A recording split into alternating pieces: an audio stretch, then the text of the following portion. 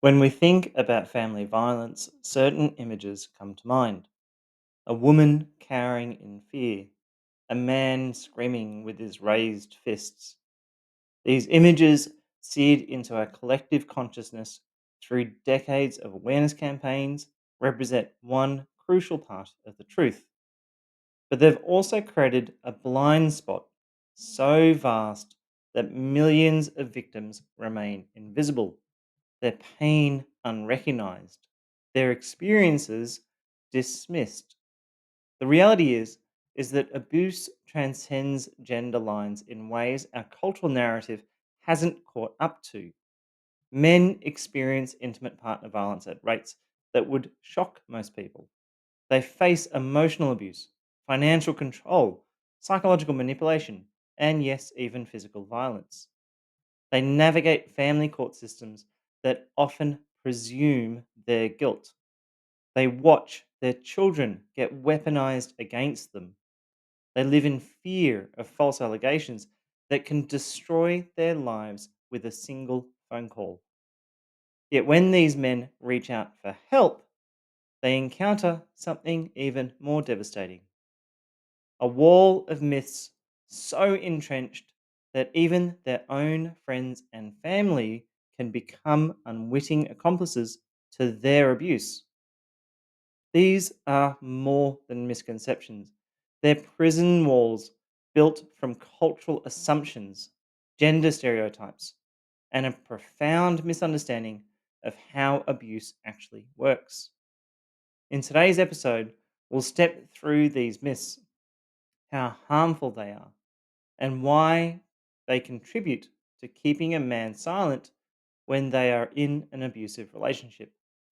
For those of you who are new here, this is Stand Again, a lived experience platform for male victims of family violence. Abuse is not limited to one gender, but this platform focuses on the experience of male victims of abuse as it is so often dismissed and minimized. If this content is of interest to you, please like, comment, and subscribe. Your voice might just help a victim of family violence find his. Let's now explore the myths that harm and silence male victims of family violence. Myth one is men can't be abused, they're physically stronger. The myth sounds so reasonable at first glance.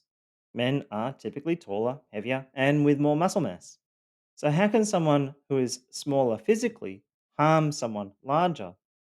This assumption reveals a fundamental misunderstanding of what abuse actually is. Society imagines abuse as violence between two people squaring off equally where the bigger person wins. We confuse abuse with physical confrontation between equals. Abusers weaponize this myth by targeting everything except physical strength. They operate through intimate knowledge of your specific vulnerabilities. They deploy emotional manipulation, psychological warfare, financial strangulation, legal intimidation, and the systemic erosion of a target's sense of reality. The man experiences a specific shame script as a result. If I'm physically big and I'm struggling, maybe I am weak. His physical capabilities feel irrelevant against psychological terrorism. The shame runs deep because society tells him his struggles are proof of weakness rather than evidence of sophisticated psychological control. Children watch their physically capable father steadily diminished under relentless psychological assault. They learn that strength means nothing against manipulation and threats. They fail their children who watch their fathers diminish under relentless psychological assault. They fail as a society that claims to value truth and justice. Remember the recent bear versus man discussions, where women said they'd rather encounter a bear in the woods than a man? This cultural moment revealed how men are falsely viewed as inherently threatening. It also blinds us to when that same strength becomes irrelevant against emotional terrorism and psychological control. The truth is that abusers target the heart, not the body. They exploit love, trust, and emotional bonds. They understand that a man's strength becomes irrelevant when his children's safety hangs in the balance, when his reputation could be destroyed with a single phone call, when his entire world could collapse if he fights back. When we perpetuate this myth, we don't just fail individually against men, we hand abusers a perfect weapon, the knowledge that their male victims will struggle to find support because even helping professionals often can't see past physical size to recognize emotional devastation. Myth two is if statistics say abusers are mostly men, there's therefore no such thing as a male victim. The cultural narrative weaponizes statistics that frame men overwhelmingly as perpetrators of family violence. This data becomes a weapon to imply men, therefore, cannot be victims, or that male victims are so rare they don't matter. Male victims are erased before their stories are even told. These statistics persist because many surveys only ask women about their experiences, and male victims tend to underreport due to shame, disbelief, fear of losing their children, or even fear of being mocked. Services often categorize men automatically as perpetrators rather than victims, skewing the data even further. False allegations, system bias amplify this perception into official records. Abusers weaponize this myth explicitly as a silencing tool. No one will believe you. Everyone knows men are the dangerous ones. They reference domestic violence statistics like weapons. Who do you think they'll believe when I call the police? They use the statistical narrative to ensure your compliance and your silence. The man feels invisible, as though his experiences just don't count. When he seeks help, professionals dismiss him. But aren't men usually the abusers? I personally reached out to most of the domestic violence groups here in Australia, and I was met with nothing but silence. And within the first 30 minutes of speaking with the court appointed family report writer, and I said I was a male victim of family violence, she halted the interview to correct me. I'm sorry, let me just stop you there. Men are statistically the abusers. Do you want me to bring up the statistics for you? When faced with this, men experience a sense of hopelessness and complete erasure. We can't process how illogical the message is that says if 1 in 3 men are the victims of family violence, then his suffering is statistically impossible, so therefore not real. It doesn't make sense. The isolation deepens because he believes he's alone in an experience that others think don't exist. The truth is that studies asking both genders about their experiences reveal higher rates of male victimization than commonly portrayed. Recognition is growing slowly, but official statistics still reflect reporting biases and systemic assumptions rather than reality. Abuse exists across all demographic lines, but some stories get counted while others disappear. And the reality is, there is no statistic out there that says there is a 0 percentage of male victims of abuse. So why pretend there is? Myth three is she's just emotional, not abusive. The scene plays out in countless homes every day. She screams until her voice is hoarse, smashes his belongings, threatens to unalive if he does not comply with her demands, or she physically strikes him during her outbursts. But when others hear about it, the response is predictable. Women are just more emotional. You need to respect that. This myth persists because society rushes to contextualize female aggression while pathologizing male responses. Her emotional state becomes a shield deflecting accountability. Abusers weaponize this myth by using emotional intensity to reset rules, secure compliance, and erase accountability. The mechanism is simple: explosive emotion overwhelms rational discussion. It exhausts the victim into surrender, then gets excused as I'm just being emotional. 3 hour screaming sessions end with the victim capitulating just to stop the assault. Throwing objects becomes I was upset. while his defensive response becomes, he was scary. The intensity serves to establish new rules of engagement where her emotions justify any behavior. The man endures verbal assault for coming home 5 minutes late from work. Books are thrown at his head while he's called worthless. He's threatened that his children will be told daddy doesn't love them anymore. Society's response is predictable. You know how women get. Maybe you need to be more understanding. Enduring verbal assault, emotional manipulation, and even physical violence becomes just part of being in a relationship. Children absorb every bit of this dysfunction. They learn that explosive anger towards a man is normal and acceptable, and that a man's demonstration of love includes tolerating verbal and emotional assault from his partner. Kids learn that terror doesn't count towards a man if it's loud and full of tears. The reality is that abuse is abuse, regardless of the emotional state of the perpetrator. Emotional intensity does not excuse terrorizing another human being. Mental health struggles don't justify controlling, manipulating, or threatening someone. A person's internal emotional world, however turbulent, never gives them the right to make another person's life a living hell.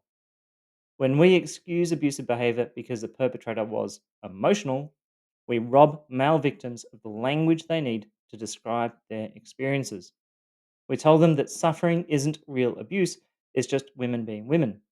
This keeps them trapped, believing they must be failing as partners rather than recognizing they're surviving mistreatment. Myth 4 is he must have done something to deserve it. This myth reveals one of the most insidious aspects of how society views male victims of abuse. When a woman reports abuse, the immediate response is to believe her and focus on the perpetrator's behavior. But when a man reports abuse, the first question is often, what did you do to make her act that way? This assumption persists because society assumes women only become abusive when provoked. Men, according to this logic, must be the true aggressors, even when they're the ones bearing the bruises, living in fear, or having their property destroyed. It's victim blaming wrapped in a veneer of protecting women. Abusers weaponize this myth through post hoc justification loops. After an incident of violence or abuse, they immediately shift the blame. I wouldn't have had to do that if you hadn't, dot, dot, dot. Or, you know what happens when you, dot, dot, dot. When a woman becomes violent, punching, scratching, throwing objects, the immediate response from others is often, well, what did you say to set her off? The underlying message is clear. Visible injuries on a man are evidence of his failure as a husband, not her failure as a human being. Men hear these phrases repeatedly. What did you do to piss her off? She wouldn't have acted that way without a reason. The man begins to internalize complete responsibility for his abuser's behavior. His mind constantly analyzes every interaction, searching for the trigger he must have activated. He modifies his personality, abandons his needs, surrenders his autonomy to desperate attempts to prevent the next outburst. This myth creates devastating psychological traps for male victims of abuse. When abuse inevitably occurs despite their best efforts, they are not treated with respect and belief by those around them when they do speak up. Those people have already concluded that the man must not have tried hard enough, must not have been good enough, must somehow have deserved the treatment he received. His suffering is erased before it's even understood. The truth is that abusers create their own reasons for violence. They don't abuse because their victims did something wrong. They abuse because they choose to use violence, intimidation, and control to get what they want. The reasons they give are just post hoc justifications for behavior they were already inclined towards. When society automatically assumes male victims somehow deserved their treatment, we create a world where men stop reaching out for help. They expect blame instead of support, judgment instead of justice. This silence serves abusers perfectly, allowing them to continue their campaigns of control without interference or accountability. Myth 5 is Real men don't get manipulated. This myth strikes at the very heart of masculine identity. It suggests that psychological manipulation is something that only happens to the weak, or the gullible, or the emotionally unstable, and that a real man, according to this logic, would be immune to manipulative tactics. This belief persists because culture teaches us that we should be logical, rational, and see through emotional manipulation. The assumption is that manipulation only works on people who are intellectually or emotionally deficient, and that smart, strong men would recognize and resist them. The reality is that skilled manipulators are effective precisely because they understand human psychology, not because their victims are weak.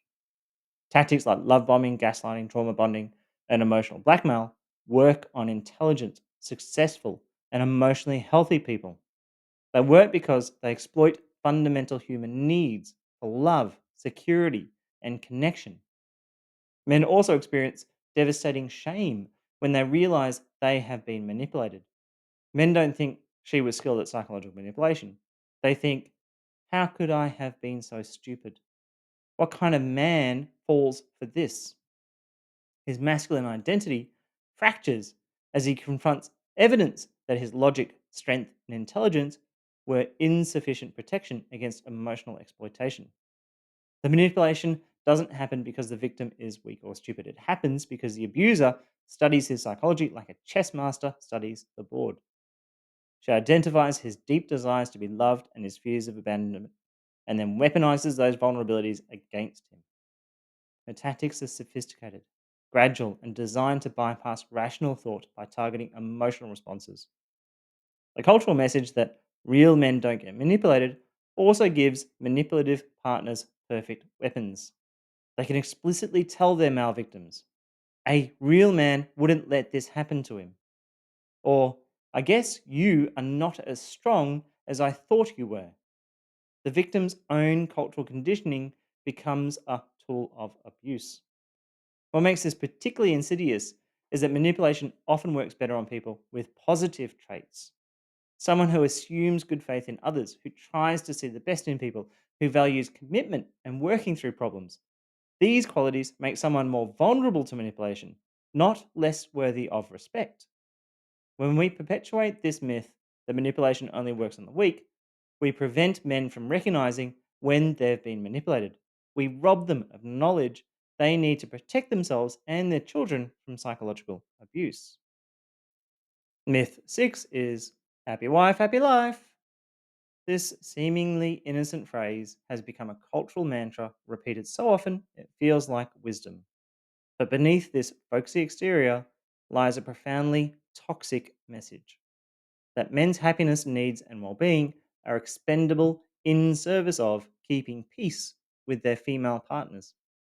This myth persists because it sounds like relationship wisdom. It appears to prioritize harmony and partnership. Society frames relationship conflicts as problems men should solve by giving more ground, compromising more of themselves, prioritizing their partner's emotions above their own needs. Abusers weaponize this myth by framing all their controlling behavior as simply wanting to be happy. They make their partner's independence, friendships, and interests into sources of their unhappiness that must be eliminated. The cultural expectation that good husbands prioritize their wives' happiness above all else becomes leverage for complete control. Appeasement becomes the expected response to any conflict, but appeasement actually trains escalation. Each surrender teaches the abuser that pressure works and bigger demands will be met with bigger concessions. For men in abusive relationships, this cultural programming becomes a prison. They internalize the message that any unhappiness their partner experiences is somehow their fault and their responsibility to fix. They believe that being a good man means sacrificing their own well being for their partner's comfort. When a man faces explosive rages every time he wants to spend time with his friends, pursue hobbies, or make decisions about his own life, the cultural response is predictable. You know what they say, happy wife, happy life. Men gradually surrender their friendships, interests, and autonomy, believing they're being good husbands by doing so. The phrase teaches men to view their own needs as selfish and their boundaries as obstacles to matrimonial harmony. It positions their well being as less important than maintaining peace, even when that peace is achieved through self erasure. Appeasement teaches kids that peace equals self erasure, that love means one person disappearing to make the other comfortable. What's particularly cruel about this myth is how it hijacks men's desire to love their partners well. Most men want their wives to be happy, they want to be good husbands. But when this natural desire becomes a mandate to sacrifice everything for peace at any price, it transforms love into self destruction. A truly healthy relationship requires both partners to take responsibility for their own happiness while supporting each other's well being. The phrase happy wife, happy life subverts this balance, creating a dynamic where one person's emotional state controls the entire household. Myth 7 is if it was really bad, he would have just left. This myth represents perhaps the most profound misunderstanding of how abusive relationships actually work. It suggests that leaving is a simple decision, that if abuse was really happening, the victim would just simply pack up and walk away. This belief persists because people imagine abuse as obviously terrible events that any reasonable person would escape immediately. They don't understand the complex web of practical, legal, financial, and emotional barriers that trap victims within an abusive relationship. Abusers weaponize this myth by creating and highlighting the very barriers that make leaving dangerous or impossible. They systemically isolate victims from support systems, create financial dependence, threaten child custody battles, and build cases for false allegations. Then they point to the victim's continued presence as evidence that abuse isn't really happening. If I was really so terrible, you would have just left. The reality is that leaving an abusive relationship is often the most dangerous time for the victim. For male victims, the complications multiply exponentially.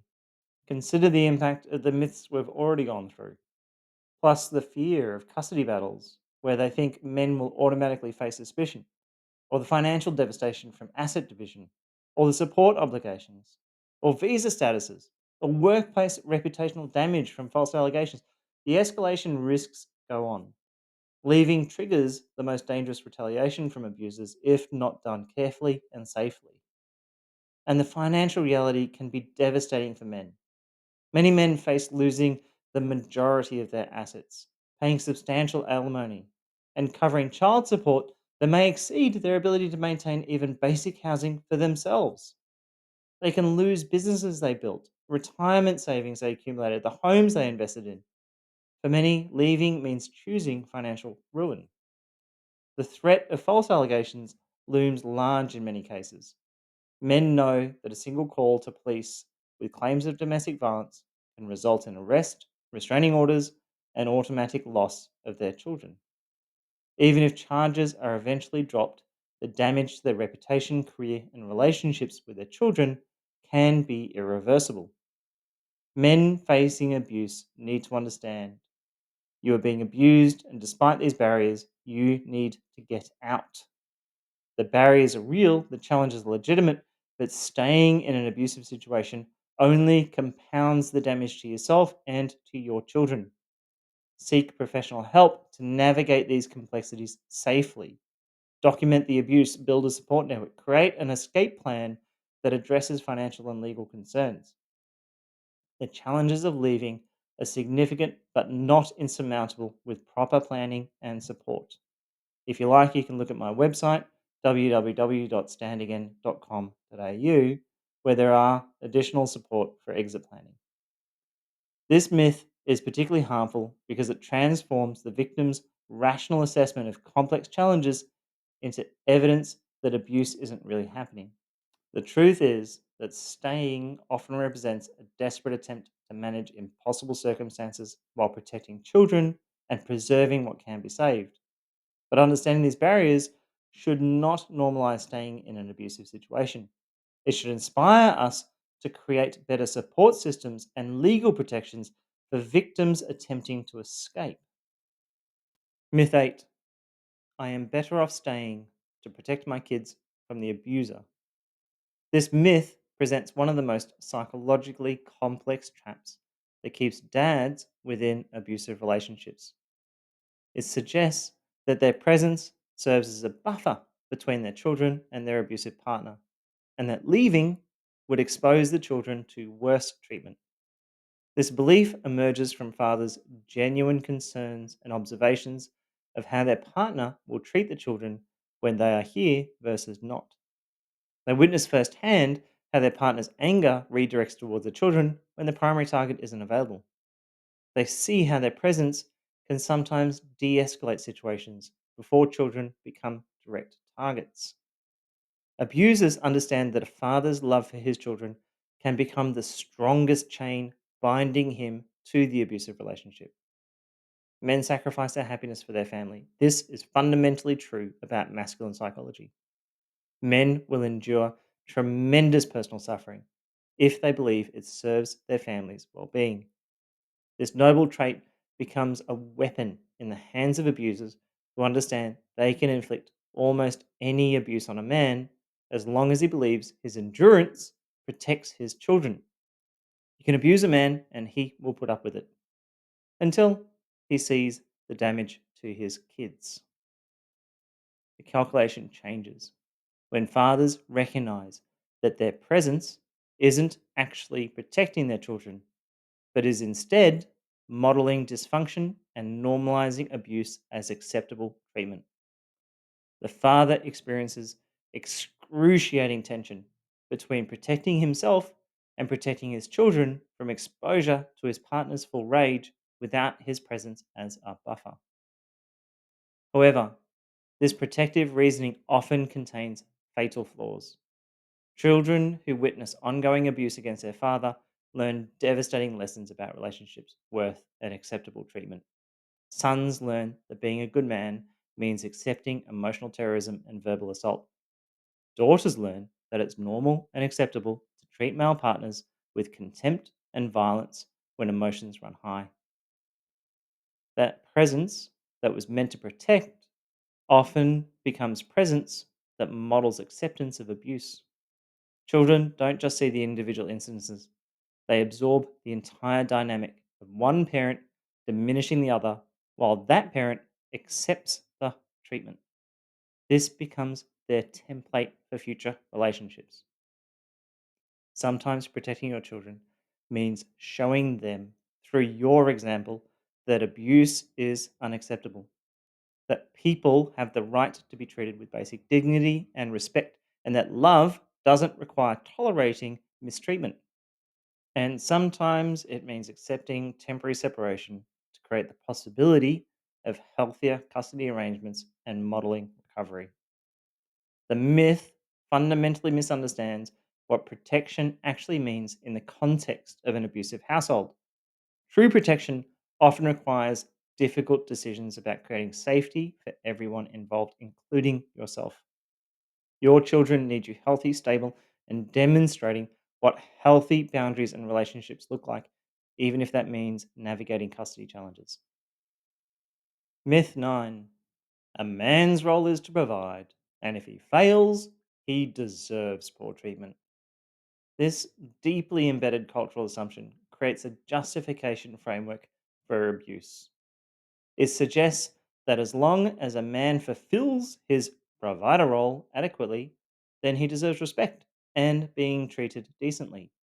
But it also implies that failure to provide at expected levels somehow justifies treating another human being poorly, abusing them emotionally, or justifies any relationship problems. This belief persists because society historically valued men primarily for their contribution, creating a direct link between their worth as human beings and their output. The assumption becomes that relationship problems must stem from provider failures, and that inadequate provision naturally leads to relationship stress and conflict. Abusers weaponize this myth through performance based justifications for their abuse. If he loses his job, gets demoted, or earns less than expected, the abuse escalates with explicit justification. If you were a real man, you'd be able to provide better. Or other women's husbands make more money. Maybe if you worked harder, I wouldn't be so stressed. The shortfall becomes the excuse for increased abuse, control, and mistreatment. Society reinforces this by viewing economic struggles as explanations for relationship problems. When a man faces abuse during unemployment or underemployment, the cultural response often focuses on his failure to provide rather than his partner's choice to respond with abuse. She's under a lot of stress because he lost his job, becomes the explanation, rather than recognizing that financial stress does not justify abusive behavior. Men internalize this framework completely, believing they deserve mistreatment when their economic performance falters. Yes, I deserve this mistreatment because I'm not providing what she needs, becomes the internal script, even when the abuse far exceeds any reasonable response to financial stress. This framework creates devastating psychological traps where men accept abuse as justified punishment for their provider shortcomings. They believe their worth as a human being depends entirely on their output, and that any failure in this area naturally leads to deserved consequences.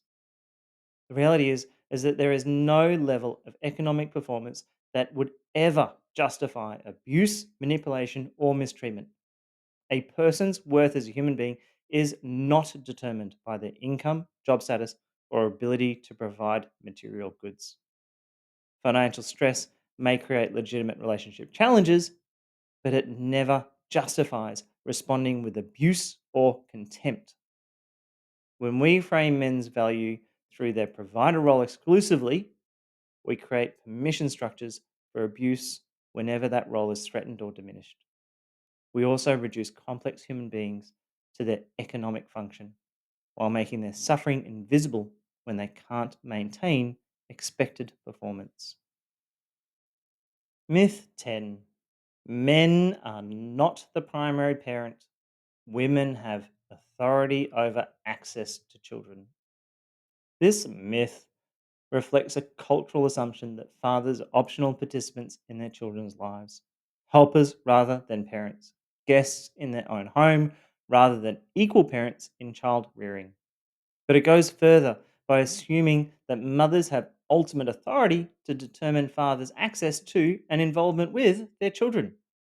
This assumption persists because society still operates under outdated models where children belong primarily to mothers, with fathers earning access through good behavior and maternal approval. The language reveals this bias constantly. When fathers engage in childcare, they call it babysitting or helping mum. When they attend school events, we praise them for being involved dads rather than simply recognizing them as a parent fulfilling basic responsibilities. Culture assumes women have the authority to decide what custody access should be. This is perhaps the most devastating aspect of this myth, that a woman can threaten to stop a man having access to her children, and it becomes a very real threat because culture will support her authority in making that decision.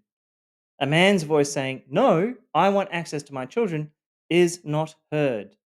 Instead, institutions and society look at her for permission and guidance, even when she is the abuser. Abusers weaponize this myth through maternal gatekeeping tactics and permission based fatherhood threats.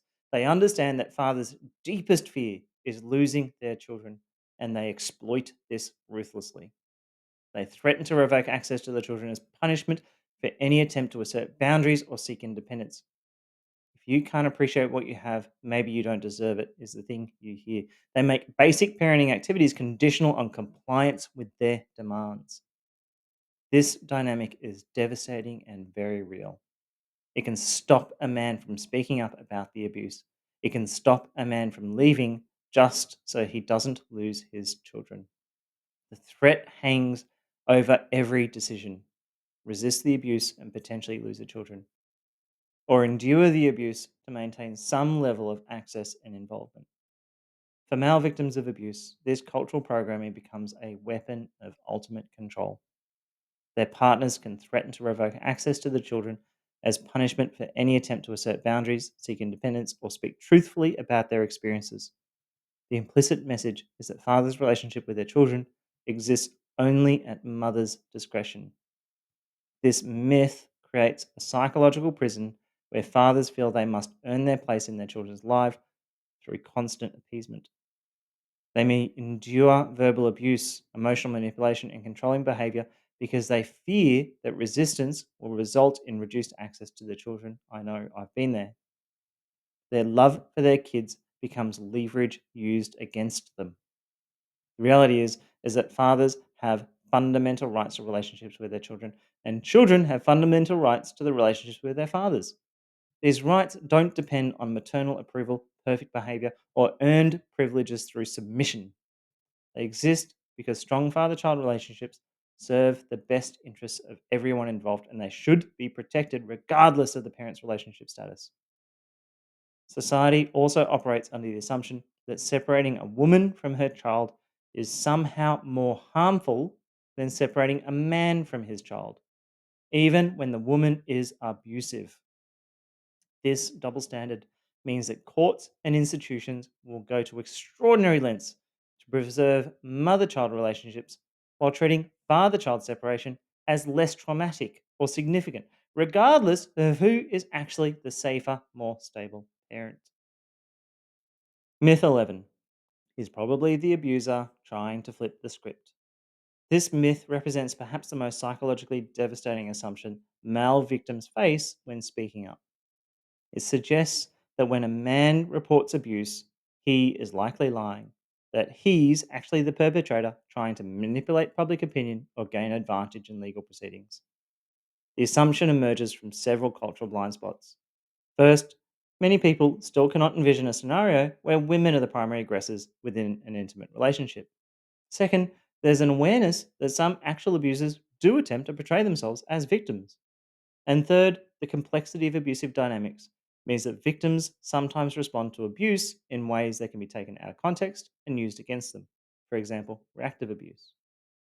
Abusers weaponize this myth by building strategic victim narratives while engaging in abuse themselves. They document their partner's defensive responses while hiding their own provocative behavior. They coach children and extended family members and build a public persona as the long suffering victim of an unstable, aggressive man.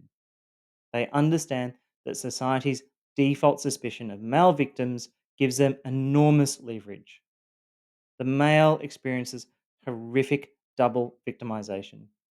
After enduring years of psychological terrorism, financial control, false allegations, and emotional abuse, when he finally summons up enough courage to speak his truth, to then only be met with suspicion that he's actually the perpetrator. His body carries that trauma of the original abuse, compounded by the trauma of disbelief. Genuine pain reinterpreted as manipulation. Their need for support seen as an attempt to gain advantage. This assumption is particularly damaging in family court settings where fathers may be automatically viewed with suspicion when they report abuse. Their attempt to protect themselves and their children from harmful dynamics may be interpreted as attempts to alienate children from their mothers or gain unfair advantage in custody proceedings. The myth also gives abusers powerful ammunition.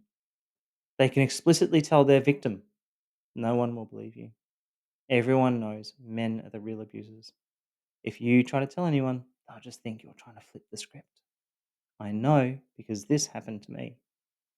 And this knowledge keeps male victims silent, understanding that disclosure of the abuse may result in being mislabeled as the perpetrator of it. What makes this assumption particularly confusing is that it can sometimes be misinterpreted. When male victims are consistently met with suspicion and disbelief, some may eventually begin presenting their cases more forcefully, which can then be interpreted as evidence of manipulation or aggression. The reality is that abuse exists across all demographic lines, and victims of all genders deserve to have their experiences heard with compassion and appropriate skepticism. The goal should be careful assessment of evidence and behavior patterns, not automatic assumptions based on gender stereotypes. Myth 12: guilty until proven innocent, and even then, you're still guilty. This myth reflects a fundamental shift in how allegations against men are processed in our society. While the principle of presumed innocence remains theoretically important in criminal law, in practical, social, and institutional settings, men often find themselves having to prove their innocence when accused of abuse, harassment, or violence. This shift emerged from legitimate concerns about protecting potential victims, but it has created a system where accusations alone can take lives, careers, and relationships with children. The assumption becomes that where there's smoke, there's fire, even when the smoke is deliberately manufactured.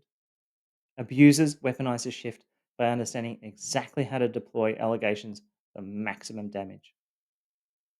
They know that a single phone call calling domestic violence, sexual impropriety, or threats can result in immediate loss of children, jobs, reputations. The dynamic plays out across multiple spheres in life. In family court proceedings, fathers may find that an allegation of abuse results in immediate restrictions of their access to children, with the burden of proof falling on them to demonstrate that nothing actually happened. In workplace settings, accusations can lead to immediate suspension or termination while investigations proceed. In social circles, the court of public opinion often renders swift judgment with limited or no evidence. For male victims of abuse, this cultural shift becomes particularly dangerous because their abusers understand exactly how to weaponize it. The threat of false allegations becomes an extremely powerful tool of control. And here is the most devastating reality. Even when the male victim has been proven innocent, the damage is done. He has lost his job, his friends, his family, all while having done nothing wrong. This is a very real and very tangible threat that keeps men enduring abuse from their partner. I know because I have lived through this. And even after I was proven innocent, I was still quietly blacklisted and I cannot find a job. That's why I started this YouTube channel. I lost most of my friends. I still feel alienated from my children's parents' groups and I struggle with agoraphobia. This fear is completely justified. Even when allegations are eventually proven false and charges have been dropped, the damage to reputation, career prospects, and relationships with children can be irreversible. Employers may quietly avoid promoting or hiring someone who was involved in that situation. Extended family members and friends will remain cautious around someone who was accused of those things. Children may retain fragments of memories about daddy being dangerous even after the truth emerges. The myth creates secondary trauma for male victims who don't eventually seek help. When they approach law enforcement, family court systems, or helping professionals, they often encounter skepticism and suspicion rather than support. They may find that their attempts to document abuse were viewed as evidence of manipulation, their emotional reactions seen as signs of instability, their defense responses interpreted as aggression. What makes this assumption particularly devastating is how it interacts with genuine trauma responses. Men who have endured years of abuse may indeed seem angry, defensive, or emotionally dysregulated when they finally seek help. But instead of recognizing these as symptoms of victimization, observers may interpret them as evidence of abusive tendencies. The presumption of guilt also serves abusers by providing them with ultimate leverage. They can maintain control through the implicit threat of crossing them will result in allegations that could destroy everything that victim has worked to build. This threat often proves more effective than any physical intimidation. The broader social impact is profound. When innocent men can have their lives destroyed through false allegations, it creates a climate of fear that affects all men's relationships with women, children, and institutions.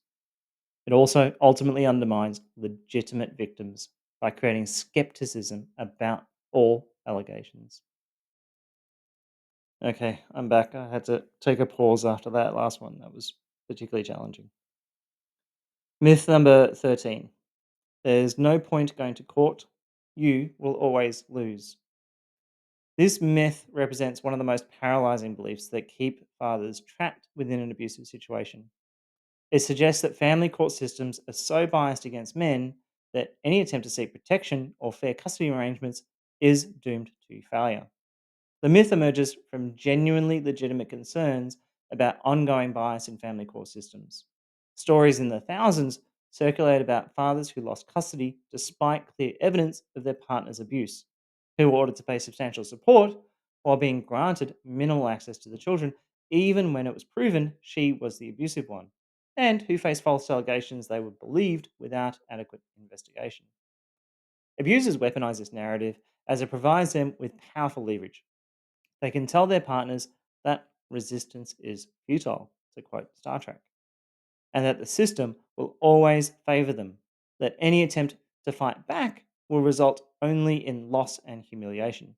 They understand that hopelessness is their greatest ally in maintaining control. These stories contain real truth. Many family court systems do operate with unconscious biases that favor mothers as primary caregivers. Fathers often do face uphill battles in establishing their rights and protecting their children from harmful dynamics. The deck is all too often stacked against them in ways that feel overwhelming and hopeless. But the myth becomes dangerous when it transforms accurate assessment of challenges into absolute certainty of defeat. While the family court system is imperfect and often biased, many fathers do achieve positive outcomes. Shared custody arrangements are increasingly common.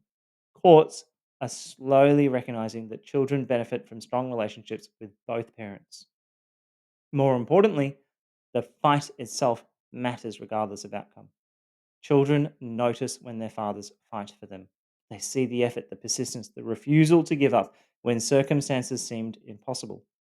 These demonstrations of love and commitment shape children's understanding of their own worth and their father's dedication.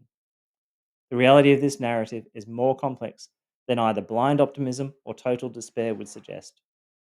Family courts are imperfect institutions operated by imperfect humans. Some family report writers, lawyers, mediators, and judges carry deeply ingrained unconscious biases, while there are others who work hard to approach things fairly. And some custody evaluators rely on outdated assumptions, while others understand modern research about parenting and abuse. Success in family court depends on factors beyond just the gender: quality of legal representation, documentation of parenting involvement, evidence of stability and responsibility, and demonstration of genuine concern for children's welfare rather than a desire to punish next partner. These all matter. What helps to move the needle in family court are things like detailed parenting logs showing consistent involvement, documented attendance at school events and medical appointments, calm court demeanor focused on children's needs, child focused submissions that avoid attacking the other parent, stable housing and employment, third party attestations from teachers, coaches, and family friends who can speak to your parenting involvement. Though not a silver bullet, they do help to move the needle. Perhaps most importantly, many of the fathers who do achieve positive outcomes in court are those who refused to accept the myth of inevitable defeat. They documented their parenting involvement, sought competent legal counsel, built support networks, and persisted through setbacks and discouragement. The fight for your children is never pointless, even when it's difficult and the odds seem stacked against you. Your children will carry the knowledge of your efforts for the rest of their lives. That effort matters, regardless of the legal outcome. And the last myth I'm going to cover today is you will never heal from this. This myth may be one of the more damaging ones because it robs victims of the hope for the future. It suggests that abuse leaves permanent damage, that men who experience intimate partner violence are fundamentally and forever broken, that recovery and healthy relationships will remain forever out of reach. The myth emerges partly from the very real trauma that abuse creates. Men who have endured years of psychological terrorism, manipulation, false accusations, and systemic control often feel fundamentally changed by their experiences. And men who have faced all the myths we have spoken about so far often feel like they have nowhere to turn for help. The world seems less safe, relationships feel more dangerous, and trust becomes almost impossible to rebuild. Abusers weaponize this myth by extending their control even after relationships end. If victims believe they are permanently damaged, they remain psychologically imprisoned by their past experiences. They continue to live small, fearful lives that reflect their abuser's assessment of their worth rather than their true potential. The abuser's voice becomes internalized. You'll never be normal again. No one will ever love you. You are broken. The symptoms of complex trauma can feel overwhelming. Hypervigilance, emotional numbing, intrusive memories, difficulty with intimacy, struggles with anger and depression. When these symptoms persist for months and years after escaping abuse, victims may conclude that the damage is permanent, that they'll never feel normal again. But that's not true. Recovery is more than possible. It's your birthright. The human capacity for healing, resilience, and growth exceeds what most people imagine possible. With proper support and intervention and time, people can and do recover from even severe abuse. Many men do successfully rebuild their lives after abuse. They form healthy relationships based on mutual respect. They develop stronger boundaries, clearer self knowledge, and deeper appreciation for authentic connection. They become better fathers, friends, and partners because of what they have survived and overcome. If you are struggling with trauma from family violence, know that professional help is available. As a certified trauma informed coach, I understand the unique challenges male victims face. At standagain.com.au, we provide specialist support for men navigating recovery from abuse, to rebuild their lives, to reconnect with their own strength. Your trauma changes you, but it does not define you. Your past does not determine your future. The abuse you endured says everything about your abuser's choices and nothing about your worth as a human being. Recovery is possible, healing can occur. You can and you will stand again. These myths, and some of these are not myths, they're just challenges that we face in society, compound their damage. They represent more than simple misconceptions that male victims of family violence must endure. They form an interconnected web of assumptions that keep male victims trapped in abusive relationships, isolated from support, and prevented from seeking help or justice. Each of these myths serve the interest of abusers while harming not just individual victims, but their children, their communities, and society's broader understanding of intimate partner violence. When we fail to recognize and address abuse against men, we allow toxic dynamics to continue. We allow children to be exposed to harmful environments, and we allow cycles of violence to perpetuate across generations. The path forward requires honest acknowledgement of these harmful assumptions and deliberate effort to replace them with more accurate, compassionate understanding of how abuse actually works. It requires recognition that intimate partner violence crosses all demographic lines and that victim support should be based on need rather than gender stereotypes. Most importantly, it requires creating space for male victims to tell their stories, seek help, and begin the journey towards healing. That is why I built Stand Again, to provide men a space for their voices to be heard, to understand what abuse looks like towards male victims, to give them the tools to survive, to exit, to recover, and to thrive beyond abuse. The men listening to these words who recognize their own experiences in these descriptions deserve to know you are not alone. Your experiences are real, your pain matters, and recovery is possible. The myths that have kept you trapped are just that, myths. The truth is that you deserve safety, you deserve respect, and you deserve support just like any other human being. Your story matters, your healing matters, your future matters, and your courage to stand again, despite everything you have endured, matters more than you know. This is Stand Again, lived experience platform for male survivors of family violence. Please like, comment, and subscribe. Your voice might just help another man find his. If you're looking for one on one support, you can book coaching with a member of the Stand Again team. Simply visit standagain.com.au, where you will also find grounded information on surviving and recovering from family violence as a man. As always, remember that no matter how many times you've been knocked down, you can stand again.